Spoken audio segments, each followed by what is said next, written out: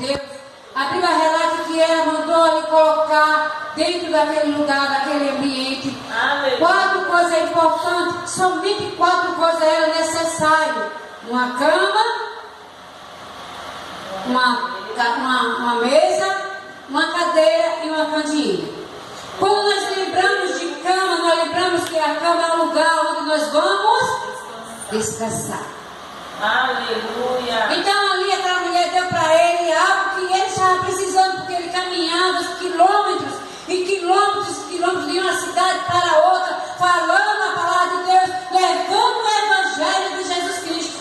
E ele necessitava descansar em um lugar, e aquela mulher bem viu que aquele homem era o homem de Deus, e ali ela resolveu fazer aquele lugar, mas ela deu uma prioridade: coloca uma cama dentro dessa quarto. Não sabemos aqui o tamanho mais ou menos que era aquela casa que ela fez, mas ali naquele lugar ela colocou uma cama, e a cama significa um lugar para que nós venhamos descansar o nosso corpo, descansar a nossa mente e buscar a presença do Senhor Jesus. Muitas das vezes na nossa cama, cansado do dia, cansado de muitas provas, cansado de muitas coisas, mas temos que ter uma cama para descansar. Importante, além dessa casa com a sua cobertura, aquele lugar onde ela já dava o pão para ele se alimentar, que nós vamos entender que ela dava o pão para ele se alimentar. Se ela dava o pão, ela dava o chá. Se ela dava o pão, ela dava o café. Se ela dava o pão, ela dava o bolo. Se ela fazia o pão, ela tinha a farinha. Se ela fazia o pão, ela tinha azeite. Aquela casa tinha fartura. Então ali não faltava o pão, ali não faltava a farinha, ali não faltava o azeite, ali não faltava o bolo, ali não faltava nada para aquela mulher. Mas porém, Geazi observou e disse: mas ela não tem um filho. Ela é rica, mas ela não tem um filho. Ela é rica, mas ela não é honrada porque ela não tem um filho. Ela não tem um filho varão. Nós vemos por aqui todos os recursos, mas nós não vemos uma criança andando pelo território. Nós não vemos ela com o filho, bajulando o filho. Nós não vemos ela chamando: filho, se senta aqui. Criança, fica quieta. Ele viu que algo mais importante necessitava naquela família: uma criança, um filho. Filho é algo da promessa de Deus. Filho é herança de Deus. Filho é bênção de Deus. Aquela mulher tinha de tudo. Ela era rica, o esposo era bom, ela tinha funcionário, ela tinha cavalo, ela tinha animal, mas ela não tinha um bem precioso: um filho. E a Bíblia não vai relatar aqui, como nós entendemos que se não tem um filho, aquela mulher ali seria uma mulher, quando o esposo falecesse, uma mulher totalmente desonrada. Por mais que ela tivesse recurso, ela era uma mulher desonrada. Por quê? Porque não tinha um filho. Se o marido falecesse de um infarto, ela ficava uma mulher desonrada, rica e desonrada. Mas Deus honrou aquela mulher pela atitude que ela tomou de ajudar ao servo dele. E nós olhamos para aquele periguinho e não vimos Deus naquele homem. Nós olhamos para aquele pedinte que já pediu esmola e não vimos Deus naquela pessoa. E ele não vai vir como o príncipe que todo mundo desenha. Ele vai vir como ele mesmo diz: semelhante ao homem, semelhante à mulher. Nós não sabemos como ele vai vir. Se vai vir na coleira ou se vai vir na cor branca. Se o cabelo vai ser grande, se o cabelo é louro, se ele é preto, se ele vai vir como um mendigo. Nós sabemos que ele vai chegar na minha e na tua porta para pedir algo, mas não vai chegar como um príncipe. Agora eu quero dizer: o inimigo dele vai chegar como um príncipe para confundir todos. Ele pode chegar como um Zé Ninguém, mas o inimigo nosso, que é o inimigo dele, vai chegar como um príncipe. Dizendo aí que Jesus Cristo é um homem lindo, maravilhoso, dos olhos azuis, com o cabelo até aqui, cavanhaque. E desenho, coloca na parede, coloca no canto da casa. Mas Jesus Cristo não é assim. Bem sabemos que o povo judeu, a cor deles era mais ou menos como a cor desse menino. É uma cor parda. Mas a figura que desenhou aí, por isso que tem aquele louvor: eu quero ver a face de Jesus. Não creio, não creio. No Cristo vencido. Cheio de amargura, semblante de dor. Eu creio num Cristo vivoso. Eu creio num Cristo que é vencedor. Então, e agora, o inimigo nosso, ele vai vir para nos confundir. Ele vai se apresentar para as mulheres como um homem mais bonito, mais lindo, mais perfeito. Mas é um homem narcisista, um homem terrível. É Lúcifer, é filho de Belial, confundindo a mente do povo.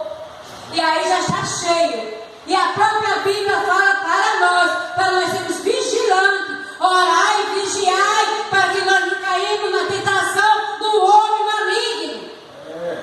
É isso que a Bíblia está nos ensinando. Ora e vigia, para que você não caia aí em nosso caminho, para que você não caia na lábia do homem maligno. E quando nós estamos falando dessa palavra aqui, nós vemos que as mulheres não observam, não olham que as cores da pele não é o que significa para Cristo, mas é que o que está por dentro daquela cor. Mas se for o homem que está pendurado com a chave no bolso, a chave que não é dele, que pede emprestado ao amigo, o sapato também que não é dele, que pediu emprestado ao amigo, o melhor termo que não é dele, porque pediu emprestado ao amigo, para se disfarçar de um homem rico, bonito, com tudo emprestado. Mas Davi não quis nada emprestado de Saul.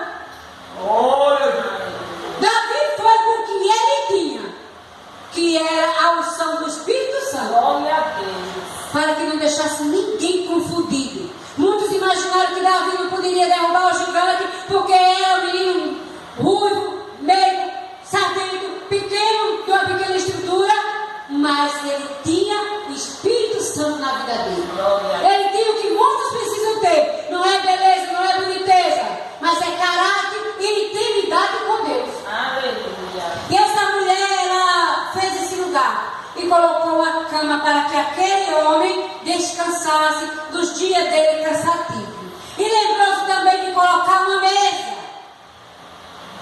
E aquela mesa serve para quê? Bem, sabemos que uma mesa serve para nós colocarmos o alimento que nós vamos comer, colocarmos o prato com a comida, colocar a xícara com o café, mas bem sabemos que também a mesa que estava posta para aquele homem era uma mesa que significava um púlpito para ele colocar a Bíblia dele, a busca dele para ele ler a palavra de Deus. Então fazia-se necessário ter uma mesa que simbolizava um púlpito para que ele colocasse a Bíblia dele, a tábua dele ali para ele começar a meditar no que ele tinha para falar para o povo. Mesa significa um púlpito. E a candeeira, sabemos que a candeeira ela vai simbolizar ao nosso Espírito Santo. A candeeira acesa vai simbolizar, aleluia, glorificado seja assim o nome do Senhor Jesus, que nunca venha faltar a nossa iluminação, nosso brilho, o fogo do Espírito Santo na nossa vida, pois bem sabemos que dentro da candeeira tem que ter o azeite, e aonde tem a candeeira tem o azeite, e aonde tem o azeite tem o Espírito Santo do Senhor Jesus. E essa revelação e essa palavra eu não fiz esboço, mas o meu Deus manda dizer, nesse lugar tem as 4 coisas importantes. Tem o Pai, tem o Filho, tem o Espírito Santo e tem o fogo do Espírito Santo nesse lugar. Tem a candeeira e tem o azeite. Tem o pão e tem o azeite. Tem a farinha e tem o azeite. Tem homens e mulheres de Deus. Tem pessoas que buscam a face de Jesus Cristo. Mas a Bíblia vai relatar que nessa trajetória, há um tempo determinado, como assim o profeta falou, essa mulher deu luz a uma criança. E a Bíblia vai falar que mais adiante, a criança ali brincando no pátio do terreno da fazenda, acredito eu que ele já está bem numa idade bem avançada mesmo, porque a Bíblia vai falar que quando ele profetizou que ela ia ter um filho, a Bíblia diz que o esposo dela já era de idade. Agora vamos ver uma criança brincando ali, correndo ali, e do nada aquela criança cai e desfalece. Aleluia. E naquele momento, a tristeza chega mais uma vez e bate na casa daquela mulher. E agora? O que fazer? Aquela mulher não contou nada para o seu esposo. Ele imediatamente pediu a ele ajuda. Qual é a ajuda? Libera aí alguns dos teus empregados, nossos empregados, um animal que eu preciso ir alugar ele, mas não é dia de festa, tu vai para onde? Eu não preciso saber de nada. Eu preciso ir ali conversar com alguém que me deu algo que eu não pedi, mas eu tenho que ter uma conversa, um particular com ele. Aleluia, glória a Deus. E ela foi até o profeta e deixou seu filho lá morto e não disse nada para o seu esposo. Por quê? Porque o homem prometeu a ela. Então, era com ele, era que ele agora ele tem um tratado. Era com aquele profeta que ela ia ter uma conversa. E ela vai até o profeta. Olha, eu não te pedi nada, mas tu me desse um filho, mas ele agora está morto, o que eu vou fazer? A minha alegria agora acabou nessa idade. Eu estava tranquila, em paz. Eu te dei um canto, eu te dei um agasalho, tu me prometesse algo. E agora que ele morreu? O que é que eu vou fazer com essa tristeza no meu coração? Eu já estava tranquila sem ter um filho naquela idade. Mas se você não está na Bíblia, na minha conjectura ela teve essa conversa. Mas o Senhor foi lá e eu lhe dei agasalho e o Senhor me prometeu que eu ia ter um filho. E agora do nada a criança morreu. Vai arrumar essa gente aí e arruma o jeito que me devolveu, que me desse. Aleluia. Mas o interessante é que a Bíblia relata que quando essa mulher ia pelo caminho e encontrou Geazi, perguntou para ela como é que estava a casa dela, como é que estava tudo que estava lá. E essa mulher, ela agradou ao coração a resposta do céu. Porque naquele momento missionário, aquela resposta não foi ela que deu, mas foi o Espírito Santo. Porque ela respondeu em meio à dor, em meio ao sofrimento, em meio à angústia, em meio à humilhação que ela estava a passar. Ela respondeu: vai tudo bem. Oh, glória a Deus. Glória. Como está a tua casa, mulher? E o teu filho? Ela não disse para ninguém: ele morreu, eu estou triste, eu estou gemendo, eu estou sofrendo, eu vou ser humilhada. Não. Ela respondeu: vai tudo bem. Aleluia. A palavra de hoje é essa. Não se incomode como está passando a sua vida, o que está acontecendo de ruim na tua vida, porque a Bíblia diz para mim e para você: nesse mundo terás aflições, mas tem de bom ânimo. O choro pode durar uma noite, mas a alegria virá pelo amanhecer. Então essa mulher falou com forte palavra: vai tudo bem. E dentro do coração dela, e a lágrima dela era engolindo: o meu filho está morto. Aquele profeta vai me responder o porquê que o meu filho morreu. E a Bíblia relata que Geazi vai e não resolve nada. Mas quando o profeta chega lá, chega até o esquife, chega até o menino, eu estou dando rapidamente para já entregar, chega até aquele menino, deita ali sobre aquele menino, e ali aquele menino, ele joga dentro daquela criança, daquela adolescente, o sopro de vida, e aquele menino volta a viver. Pastor, o que a senhora quer falar agora com essa palavra que saiu do céu? O que está morto na tua vida, o meu Deus vai dizer: irei eu ressuscitar. Glória a Deus. Ah, morreu. Vai passar vergonha. Meu Deus vai dizer: nada está perdido. No tempo determinado, como eu fiz na vida daquela mulher, eu farei na tua vida. Eu darei vida àquilo que não tem vida. Eu farei a diferença na tua casa, aonde muitos viram que você estava sofrendo, mas eis que eu, no lugar de onde você foi desonrada, no lugar da humilhação, eu darei para você dupla honra. Assim diz o Senhor Jesus nessa noite: é dupla honra, é dupla honra. Ele vai devolver tudo que você perdeu. Ah, o filho está morto. Eu vou passar agora por uma grande humilhação. Eu tenho recurso, mas o meu filho eu vou ter que enterrar. O meu filho, o pessoal vai acompanhar e vão ver eu chorando. Não, não, não. Ela simplesmente disse: vai tudo bem. Porque eu creio, não está na Bíblia, mas na minha conjectura, que ela dentro dela diz: o mesmo profeta que chegou até a minha casa e viu que eu precisava de algo para me alegrar, é o mesmo profeta que vai dar vida ao meu filho. Aleluia. Glória a Deus. Deus nos coloca muitas noites, muitos dias de prova, para nós saber que Deus é Deus, que ainda há, como está nessa palavra, no Velho Testamento, mas se trazendo para os dias de hoje, e se nós tivermos sabedoria do céu, Se você convidar o céu, você vai ter a certeza que ainda tem homens e mulheres nessa terra, como aqueles homens de antigamente, que velam e cumprem com a sua palavra, que só profetiza o que Deus mandar. Porque naquela época, se profetizasse algo que não fosse de Deus, seria comunicado. Aquele homem, porque as mulheres não profetizavam, mas um homem que profetizasse e a profecia não se cumprisse, ele morria imediatamente. Meu Deus, misericórdia. Se no dia de hoje, as pessoas que estão aí entregando profecia da carne, se não acontecesse como antigamente, já tinham parado com essa loucura de falar tanta meninice nas igrejas.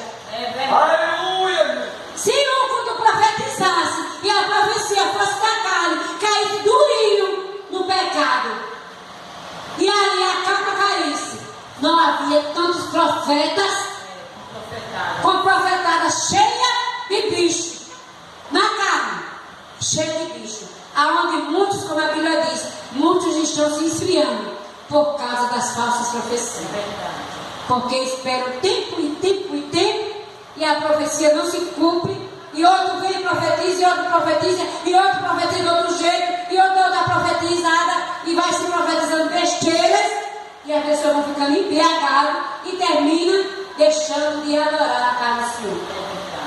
Deixando de ir por quê? Porque não acredita mais no jeito.